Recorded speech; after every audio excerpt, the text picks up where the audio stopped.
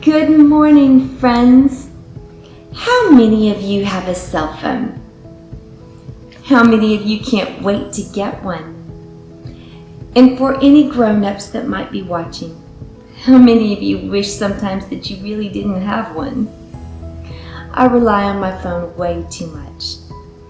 We do everything on our phones. We send text messages, we get emails, we take pictures, we play games, we listen to music, watch movies, look up things on the internet. Our calendars are even on our phones. What would we do without our phones?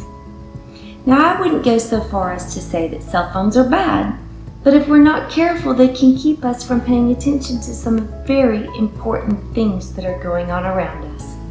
For example, have you ever seen someone talking on the phone while they're driving? That isn't very safe. Have you ever been talking to a friend and their phone rang? What happened?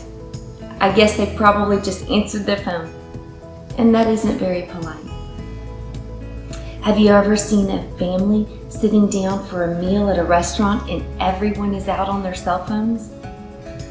That's not what I suspect a meal together is supposed to look like. Being distracted isn't anything new, and phones aren't the only cause.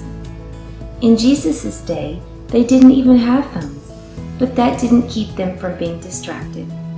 Our Bible lesson today tells a story about a woman who became distracted when Jesus was a guest in her home. One day, Jesus went to visit in the home of two sisters named Mary and Martha.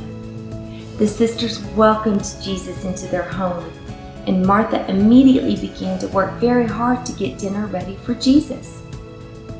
While Martha worked to prepare the meal, Mary just sat at the feet of Jesus and listened to his teachings.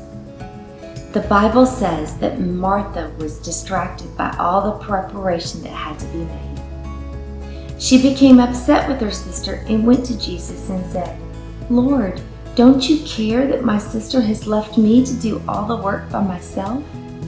Please tell her to help me."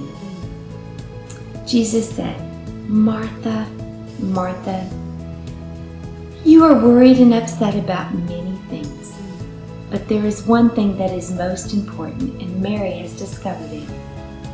Martha was doing her best to make Jesus feel welcome in their home, but Mary had discovered something more important.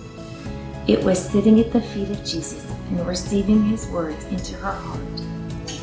It is important for all of us to be careful that we don't get so busy doing things for Jesus that we forget to spend time with Jesus, listening to his words and taking them into our hearts.